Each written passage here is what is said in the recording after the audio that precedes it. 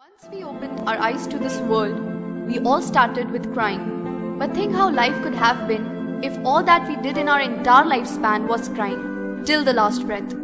We have all heard about ups and downs in one's life. But what if there were only downs? Talking of a sin, what do you know about a sin or a sinner? Well, probably somebody who commits a sin gets to live in hell after death. So is a sin all about afterlife?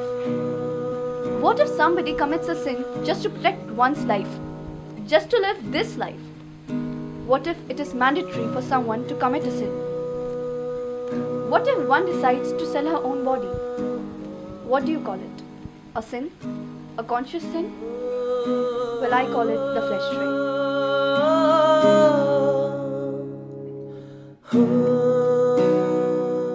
Walking around the maze of human deprivation and degradation that makes up a red light district, I had a crash course in reality.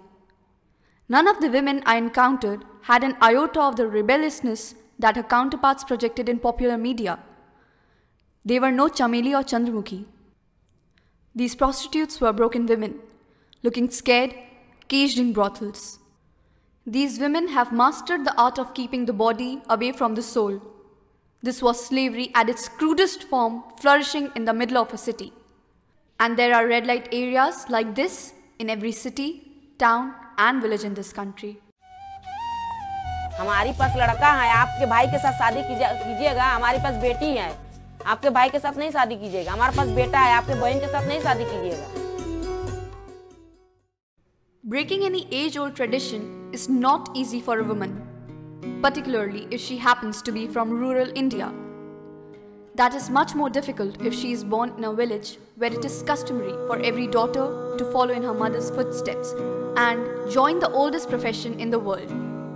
But 52-year-old Chandralekha not only broke the shackles 17 years ago, but also paved the way for others in her village. हमारे माता पिता वैसे भर्ती में मुझे डाला था, उस समय पूरे गांव में वैसे भर्ती होती। सबसे बड़ी मैं ही थी और हमारे पूरे गांव में हमसे बड़ी बड़ी भी जो महिलाएं थी वो वैसे भर्ती के अलावा इस गांव में पहले कभी शादी नहीं होती थी। बहन कमाती थी और भाई खाते थे। जैसे पहले लोग जो थे कि 100% माँ बहनों पे आधारित थे, 100% पूरी तरीके से कि बेटी कमाए पूरा खानदान खाए। जिस समय मैंने अपने बेटी की शादी की थी उस समय मेरे पास 5 रुपए नहीं थे।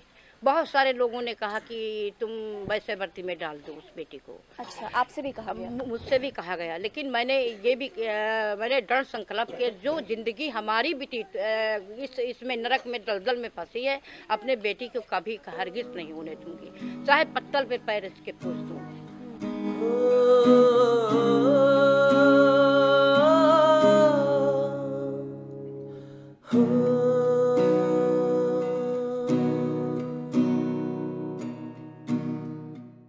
किसी भी समाज में आप हमको ले जाकर डाल के देखिए, मेरी पहचान वही है। कौन है? मीनू है। कहाँ से है? मड़वाड़ी से है। किस जगह का है? रूडी खाना के। रूडी के नाम पर पूछा जाएगा, मुझे बाईजी के नाम पर पूछा जाएगा, मुझे तबाइब के नाम पर पूछा जाएगा, मुझे बेटी बहन नहीं बोलेगा। किस समाज पर ले जाइएगा आप? After being 27 years in the flesh trade, Chandralekha now teaches at a village school besides working for women's emancipation. This brave woman is from Natpurwa, a hamlet in Hardoi, near Lucknow in UP. As the peculiar history of the village goes, men do not work, and women generation after generation take up prostitution to earn their livelihood. Over the centuries, they silently accepted the custom, taking it as their fate. कि गांव में जो अब हम जैसी लड़कियां जैसे वैसे भर्ती में डाल दी जाती, वो अशिक्षिता के वजह से। जहां पूरा गांव में जैसे पूरे गांव में वैसे भर्ती होती थी, 3 हिस्सा काट दीजिए, 1 हिस्सा रह गया।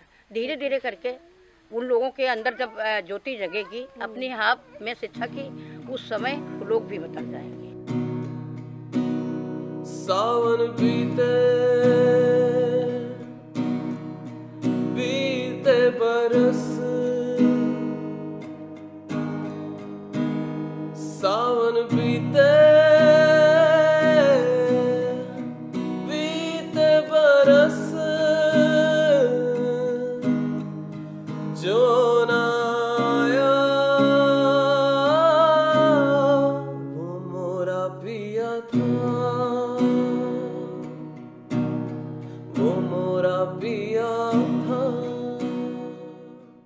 Sadly enough, Natpurwa is not the only village in India where prostitution is a tradition. There are several such examples.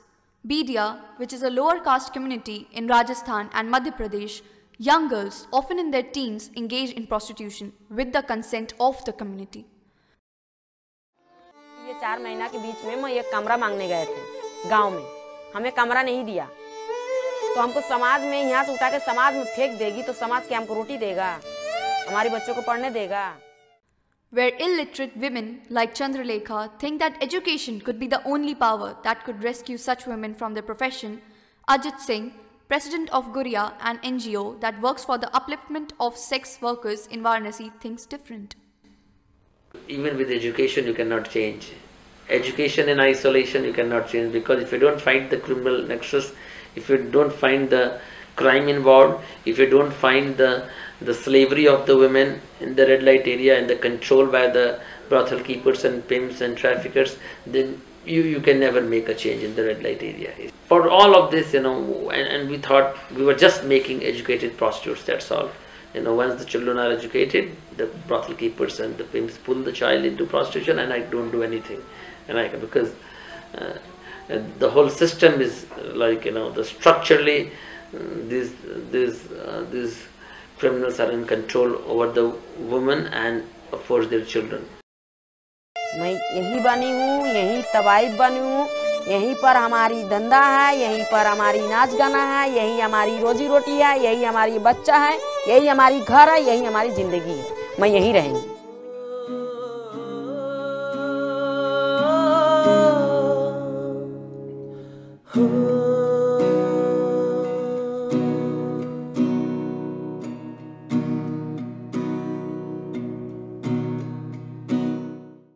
It is safe to say that women working in the flesh trade are mostly termed as outcaste in the Indian society. Most of us have come to believe that prostitutes or call girls either work for money or for their own pleasure. But as one goes deeper into the murky world of prostitution, one finds that money and lust are not the only reason for the forced daily torture that these women go through every day. ये जो है सरकार ने आज तक कोई ध्यान ही नहीं दिया। इतनी सरकारें बदली, इतना शासन बदला, सत्ता बदला, कहीं मुलायम हुए तो कहीं मायावती हुई तो कहीं वहाँ बीजेपी हुई, अटल जी हुए तो कहीं राहुल हुए तो कहीं कोई हुआ। कोई सरकार ने इस देश के लिए, इस गांव के लिए किसी ने कुछ नहीं किया। मैं लखनऊ चला गया, मैं वहाँ से काम करके आया, मैं आने लगा, मम्मी से हमने कहा मजदूरी मत आप करना, हम तुमको कमा के खिलाएंगे, मगर कोई गलत काम ना करना मम्मी।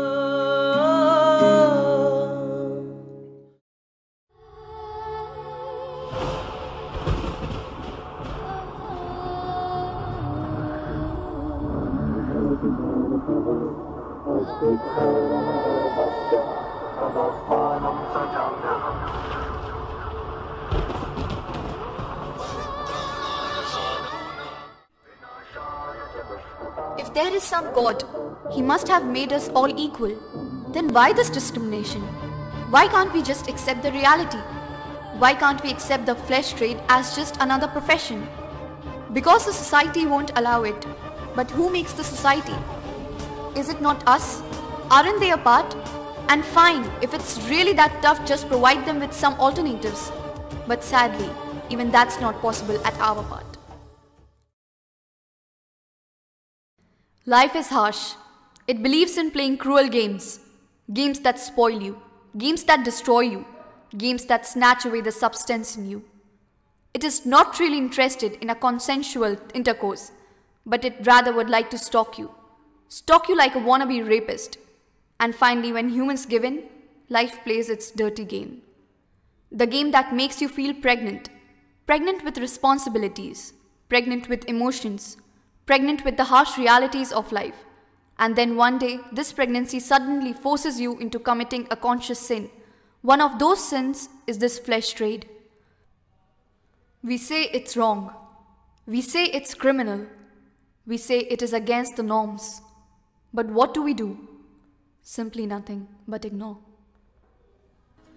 तो मुझे लोग क्या कहते हैं? एक बेस्या का लड़का है। एक बेस्या का लड़का है ये। जहाँ रंडी खाना है, भड़ुआ वहाँ के तुम होगे। देखिए, यहाँ किसी का कोई हस्बैंड नहीं होता। यहाँ तो पैसे के सब हस्बैंड होते हैं। जो हमारे बाप, अनेक बाप हैं, किस किस को बाप बताएं?